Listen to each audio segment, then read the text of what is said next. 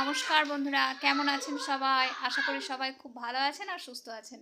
মালা অফিসিয়ালের নতুন একটি ব্লগে আপনাদের সবাইকে অনেক অনেক স্বাগত। তো আজকে এখন বাজে 12টা 15। ওই দেখুন রায় মাহি খেলছে, ওরা চিৎকার করছে। এই একটু আস্তে খেল না। আচ্ছা ঠিক আছে। তো হ্যাঁ, যেটা বলছিলাম, এখন বাজে, তো মাহি এবং রায় খেলছে আর এদিকে আমি এইমাত্র একটু ফোনটা নিয়ে বসলাম, মানে একটু ভিডিও করব, তাই জন্য একটু বসলাম। তো প্রথমেই বলে নিই সকাল থেকে আজকে কেমন করে কাটলো আমার দিনটা। তোমরা হাই বলো। হাই। যাও তোমরা খেলবে, খেলো, যাও যাও খেলো। তোমরা খেলবে? হ্যাঁ তোমরা খেলবে।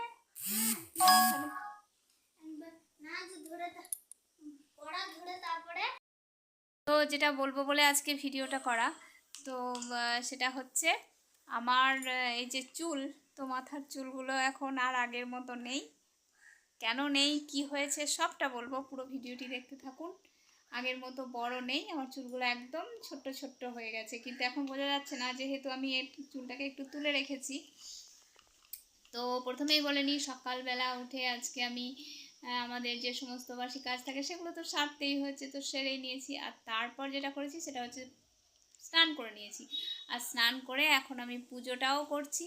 মায়ের শরীরটা ভালো নেই, তো তার জন্য পুজোটাও করে নিয়েছি। আর পুজো করার পর টিফিনের ব্যবস্থা তো সেটা করা হয়ে গেছে। তারপর যেটা করেছি সেটা হচ্ছে রান্নাবান্নাটা অনেকটা এগিয়ে রেখেছিলাম, তো রান্নাবান্না সেরে ফেলেছি। তারপরে ওদিকে মেয়ে গেছিলো স্কুলে, তো মেয়েকে আনতে যেতে হবে, তো রান্না সারার পর আমি মোটামুটি 10-15 মিনিট মতো সময় পেয়েছিলাম তো হাতে। তো সেই সময়টায় আমি একটু সেলাইয়ের কাজে বসেছিলাম, 10 মিনিট মতো করতে পেরেছি, একটু কাজ বাকি ছিল সেটা করেছি। তো তারপর গেছি মেয়েকে স্কুল থেকে আনতে, মেয়েকে স্কুল থেকে নিয়ে এলাম। আর নিয়ে আসার পর টিফিন খাওয়া হলো আমাদের সবার, তো খাওয়া হয়ে গেছে। এদিকে রায় মাহি খেলছে, ওদের এখনও খেলা শেষ হয়নি, তো খেলা শেষ হলে তারপর ওর স্নান হবে, তারপর দুপুরের খাওয়া দাওয়ার ব্যবস্থা হবে। তো যাই হোক, হ্যাঁ এবার বলি, অনেকক্ষণ বাজে বকবক করলাম, এবার বলি আসল কথাটা। সেটা হচ্ছে এই যে আমার মাথার চুলটা, এই চুলটা কিন্তু আর আগের মতো নেই, সেটা আমি দেখাচ্ছি আপনাদেরকে। এই যে দেখুন চুলটা একদম ছোট হয়ে গেছে, একদম। এটা কি করে হলো, কেন হলো, সবটা বলছি। আমার চুলটা কিন্তু অনেকটা বড় ছিল, কিন্তু এখন আর বড় নেই, একদম ছোট হয়ে গেছে।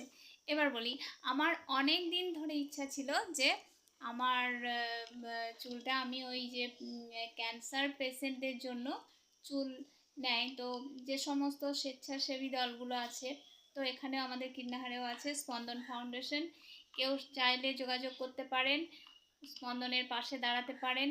তো এরকম অনেকেই আছে, আমি একা না, আমাদের মতো অনেক অনেক আছে যারা নিজেদের চুল দান করেছে। তো আমিও সেরকম ভেবে রেখেছিলাম গত 2 বছর ধরে, একবার গেছিলামও, কিন্তু যতটা পরিমাণ দরকার মানে মাপে আসছিল না। তো আমার চুলটা যেহেতু একটু ছোট হয়ে যাচ্ছিলো, তো তার জন্য আর মাপে আসছিল না। কিন্তু এখন যখন দেখলাম যে আসছে মাপে, তো আর দেরি করলাম না, তাই জন্য চুলটা আমি স্পন্দনে দান করলাম। তো এটা করে আমার খুবই ভালো লাগছে। আর তবে হ্যাঁ, অন্যান্যভাবেও পাশে থাকার চেষ্টা করি। আপনারাও যারা কীর্ণাহারের আশেপাশে বা অনেক দূর থেকে চাইলেও আপনারা অনলাইনে ওদের সাথে যোগাযোগ করতে পারেন এবং ওদের পাশে দাঁড়াতে পারেন। ওরা যেহেতু সবসময় সাধারণ মানুষের বিপদে সবসময় স্পন্দন পাশে থাকে, তো এরকম একটা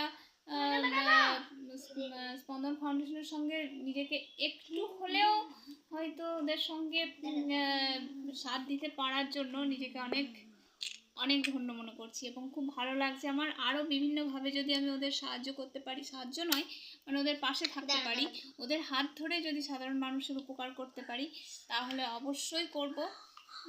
তো এরকমই আর কি। ওরা কিন্তু শুধু যে ক্যান্সার পেশেন্টদের চুলদান এটা নয়, শুধু ওরা রক্তদান শিবির করে, তারপর গরমের সময় জলছত্র, বিভিন্ন রকম মানে সাধারণ মানুষের উপকার, রাস্তাঘাটে যে সমস্ত পশু প্রাণীরা থাকে তাদের খাওয়া দাওয়ার ব্যবস্থা করা। তো তাছাড়াও অনেক অসহায় মানুষ থাকে যাদের জামা কাপড়ের প্রয়োজন হয়, শীতের সময় শীতের পোশাক আশাকের প্রয়োজন হয়, তো সেই সমস্তগুলো কিন্তু দিয়ে পাশে থাকে। তো সেই স্পন্দনের যে কর্ণধার বলতে পারি, যে রানাদা আছে, তো তার সাথে যোগাযোগ করেই এরকম এই সিদ্ধান্তটা আমি নিয়েছি। তো এইটুকুই আর কি। আমি হয়তো খুব গুছিয়ে বলতে পারলাম না, কিন্তু আসলে ব্যাপারটা হচ্ছে আমি চুলটা দান করেছি। তো আমার এই সিদ্ধান্তটাই কার কার ভালো লেগেছে, কার কি মত, একটু কমেন্ট করে জানাবেন। আর ভবিষ্যতে চেষ্টা করব যে আবার যদি অনেকটা বড় করতে পারি তাহলে আবারও আমি দেব। তো এরকমই আর কি। তবে হ্যাঁ, রক্তদান তো সবাই করে উঠতে পারে না। রক্তদান করার ইচ্ছা আমার অবশ্যই আছে বা ছিল, কিন্তু আমার কিছু সমস্যার কারণে ওরাই জানিয়েছে যে রক্ত নেবে না।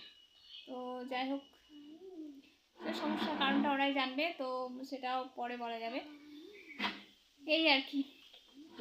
তো আজকের ভিডিওটা এই জন্য। হ্যাঁ, তবে বলি, এই যে যেহেতু আমি চুলদান করেছি, তো তার জন্য আমাকে একটা মেমেন্টো দিয়েছেন, এই যে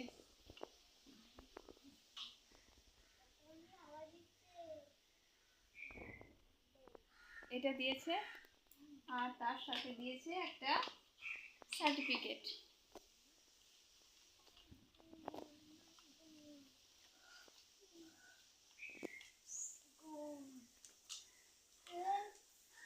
এটা আজকে আর কোনো ডেলি ব্লগ শেয়ার করলাম না, আজকে এই কথাগুলো আপনাদের সাথে শেয়ার করতে ইচ্ছে হলো, তাই ভিডিওটা করা। তো আপনাদের যদি ভালো লেগে থাকে অবশ্যই আমাকে কমেন্ট করে জানাবেন। তবে অনেকেই আছে এরকম যারা হয়তো অনেক সমাজের উপকার করতে চায়, সাধারণ মানুষের উপকার করতে চায়, কিন্তু সাহস করে বেরিয়ে আসতে পারে না। তো তাদের বলবো ভয়ের কিছু নেই। এই ধরনের আরও অনেক আছে স্পন্দনের মতো যে সমস্ত স্বেচ্ছাসেবী দলরা আছে, তো তাদের সঙ্গে অবশ্যই যোগাযোগ করতে পারেন এবং তাদের মাধ্যমে আপনারা এইগুলো করতে পারেন, মানে সাধারণ মানুষের উপকার করতেই পারেন, কোনো অসুবিধা নেই। তো ভালো থাকুন, সুস্থ থাকুন। আজকের ভিডিওটি আর বেশি বড় করছি না, এইটুকুই। টাটা। নাও টাটা করে দাও।